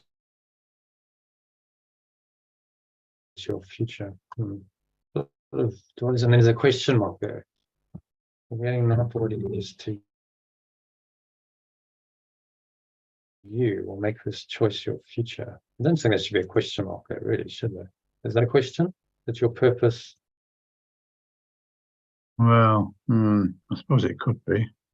Forgetting not that what he is to you will make this choice for your future. It doesn't sound like a question. I think he's just trying to make it into a. No, it doesn't really. Not my purpose that I be awakened or damned to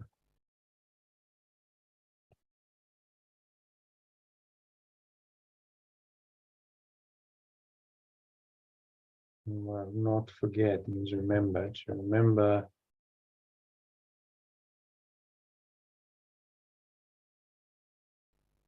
what he is to you will make this choice your future. To remember that what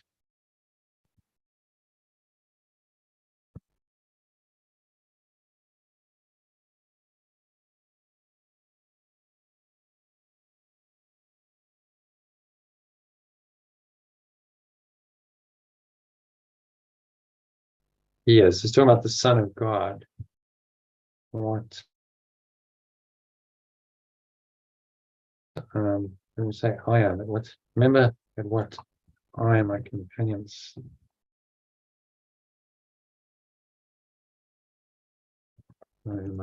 are.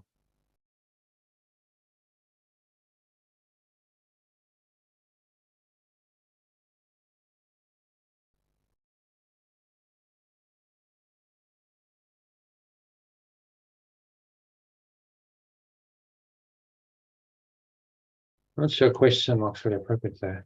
So how about I must remember? Yeah, no, take it out. I must remember that what I and my companions are to me will make this choice my future. It doesn't go quite right. Is that really a question? Forgetting not what he is to you will make this choice your future. Yeah, it's a dubious question, I'd say. So instead, we'll just say, I must remember that what I and my companions are to me will make this choice my future. And say it as a simple statement.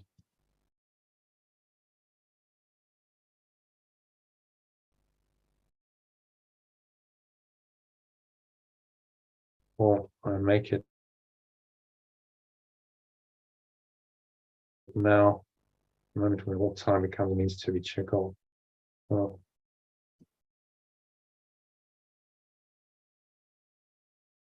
the moment when all time, I make it now, which is the moment.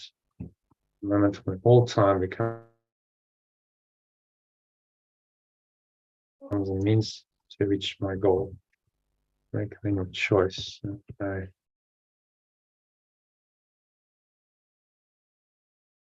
Therefore,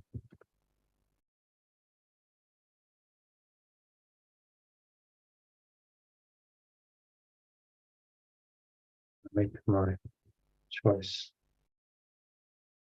But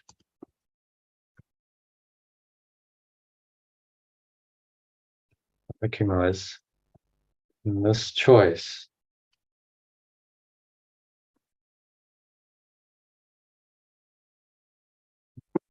purpose of the world I see is chosen.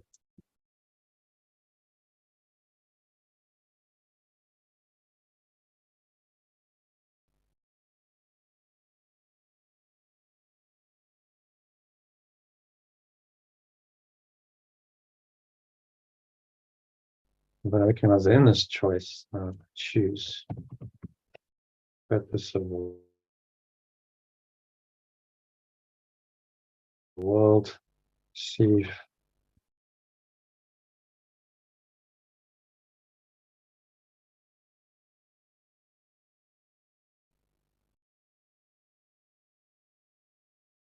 which will be justified.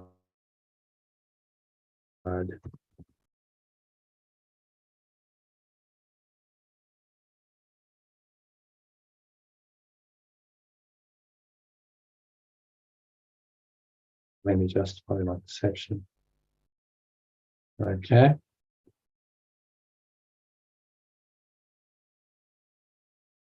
Yeah. I'll read that from the top and then. Yeah.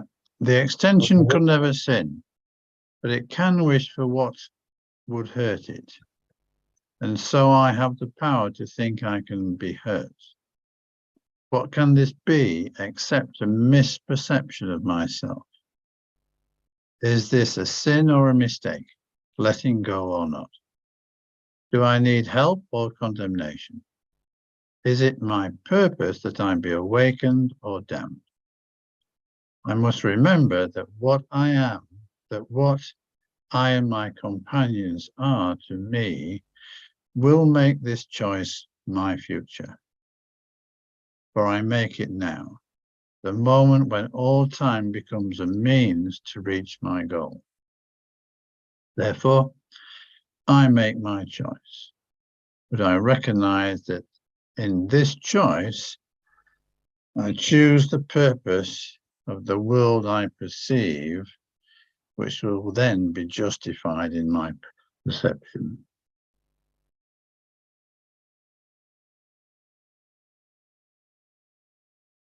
Yeah.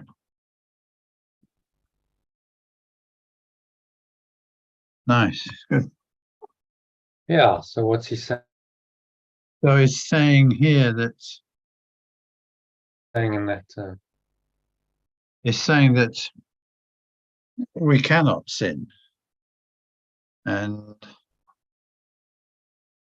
we cannot really sin because there is no sin, because it is all an illusion, and whatever we do in the illusion that seems to be sinful is actually just a mistake.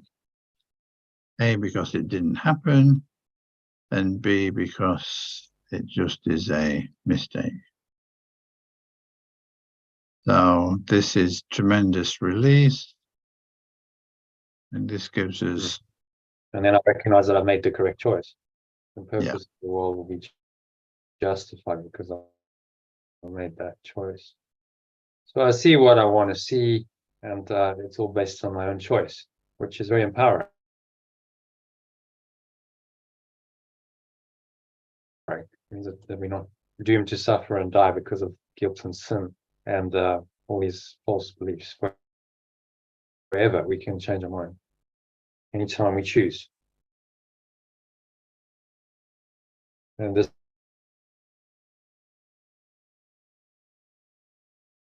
is the gospel. This is the good news that Yeshua came.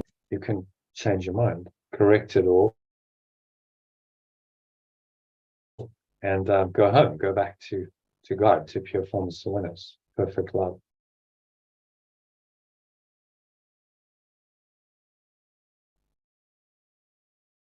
Okay.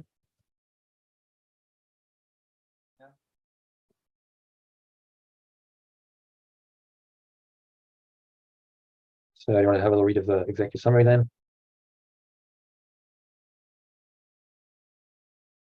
In the way I value guilt, I perceive a world where attack seems justified. The less I see guilt as meaningful, the less I believe attacks are justifiable.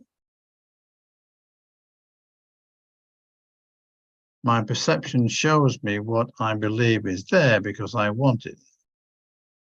This perception aligns with the fundamental principle that love extends only itself. The rules of the world as perceived don't directly align with the laws of the source. This world seems real because I believe it is, even though the state of pure formless awareness never abandoned me in my belief in separation. The state of pure formless awareness ensures I retain remembrance of perfect love, even in my limited awareness, to ensure I'm not lost in it. Perception is based on choice, whereas knowledge isn't. This world appears to have multiple creators, leading to varied perceptions and purposes. Yet there is another understanding of the world, one that corrects the belief in separation. The remembrance of perfect love perceives the world differently, emphasizing innocence and letting go. It ensures that pure formless awareness is always shining, irrespective of attempts to cloud it.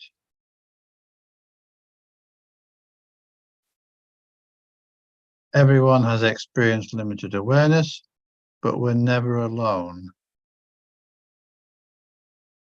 in it. At any moment, I can choose to shift from darkness to pure formless awareness, reinterpreting challenges as opportunities for joy and letting go. Misunderstanding isn't a failing on my part. Instead, it's a chance to see the world through the remembrance of perfect love's perspective. This perspective offers chances to embrace peace, letting go, and to shine with pure formless awareness. There's an inherent gentleness in the world that counterbalances perceived violence.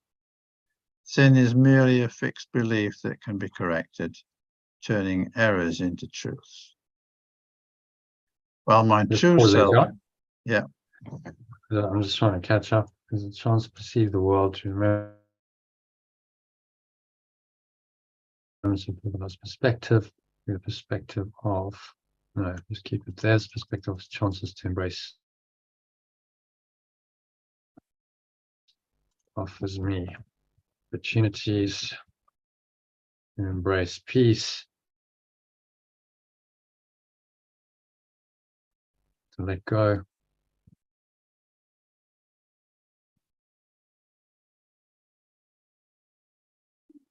is and to shine with pure. This perspective offers me opportunities to let go, accept peace, and to shine with pure formless awareness. There's an inherent gentleness in the world that counterbalances perceived violence. Sin is merely a fixed belief that can be corrected, turning errors into truths. While my true self could never fail, I can still wish for things that seem hurtful. This wish stems from a misperception about myself. Is this a real failure or a forgivable error? My choices now influence my future perceptions and experiences. Yeah, nice one. Hmm.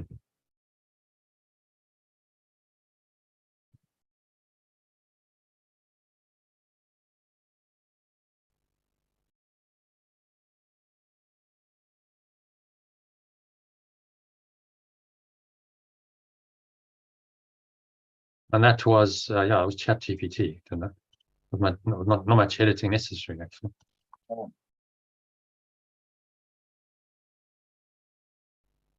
And so my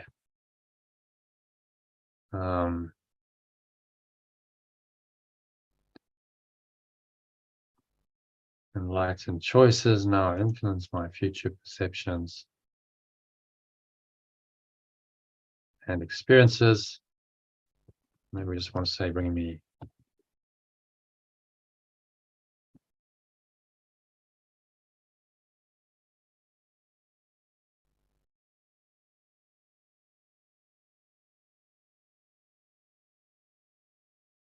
happiness and joy instead of misery and suffering.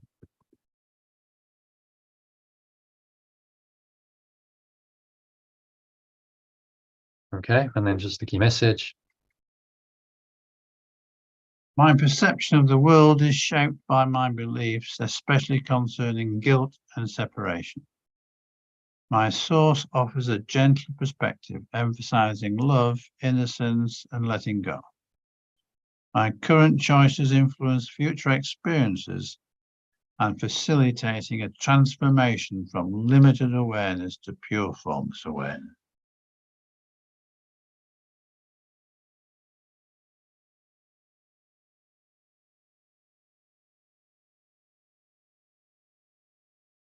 Shows the word of that emphasizing letting go and the love and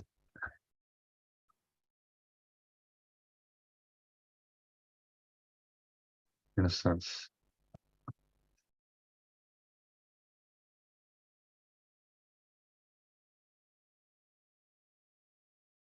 And it leads me to experience current choices.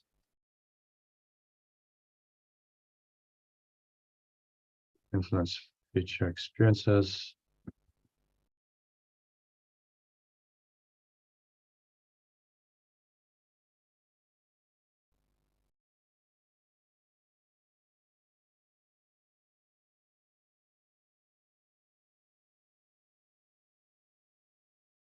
Let's say any transformation from limited awareness to pure formless awareness.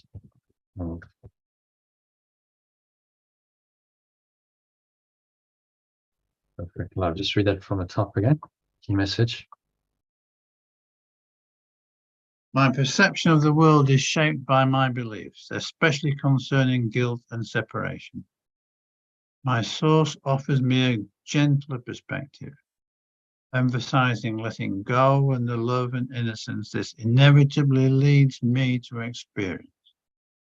My current choices influence all my future experiences, facilitating a transformation from limited awareness to pure formless awareness of perfect love.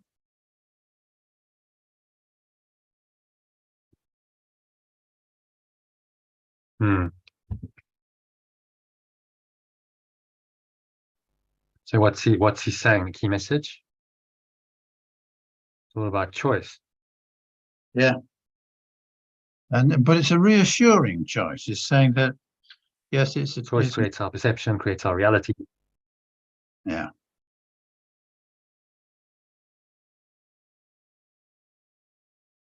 And that changes our reality, it changes our experience, real world, which is the bridge to true reality beyond the world. And it all comes down to choice and perception, which is the title of the section. Perception and choice. I make a choice that changes my perception. And that's all we need to do. Yeah, we make a different choice, perceive it differently. So simple.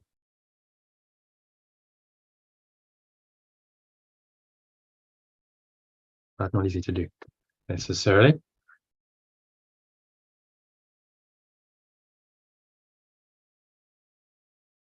Okay, so any other thoughts, comments, or questions on this one, John? I'm assuming, given it's after 11:30, you don't want to do a meditation.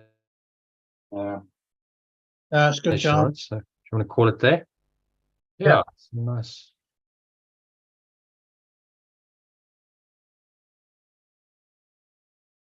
A good section, and again, I think we just reworked. Or maybe we didn't. No, we didn't. This is a fresh one. You know, you get a lot out of it, I think, in these translations. So thank you for doing it with me. Yeah, thank you, John. Thank you. I think they're very useful. And I'll see you tomorrow, I hope. Yeah, hopefully, yeah. I've lost track of time. Yeah, I don't know. It's Wednesday? What are we? Tuesday, Wednesday today? Wednesday today, so Thursday tomorrow. Thursday tomorrow. Yeah, it might be. Okay. Yeah, so can you make it tomorrow afternoon or evening? I'm not sure, John. You decide what you want to do, and I'll. Oh, okay. Is it evening? Yeah. Yeah. Okay. Yeah. Tomorrow's a bit fluid for me, actually. No, not quite sure. Yeah. All right. I think probably evening. So let's do tomorrow evening Okay. from 6 o'clock. Good. Excellent. Start a bit earlier, ideally. Okay. All right. So hopefully see you then. Thanks, John. Okay, John. Okay. So Thank you. Yes. all right. Bye for now. Bye. Okay. Bye. Yeah. So, yeah, that's a wrap for tonight. Thank you to John for joining and doing the text. Hope you enjoyed that. If you would like to subscribe to the channel, you enjoyed this, do that. You can join us for our next masterclass, which is happening every Sunday. So check that out and register if you'd like to join us in one of the live sessions. And you can also get information sent to you via Telegram. So it's all below in the text below. Have a look at it and do the necessary. And I hope to catch you on the inside. Thanks for listening. Namaste, which means the awakened self makes the correct choices and me perceives correctly, honors and acknowledges that same true awakened self in you.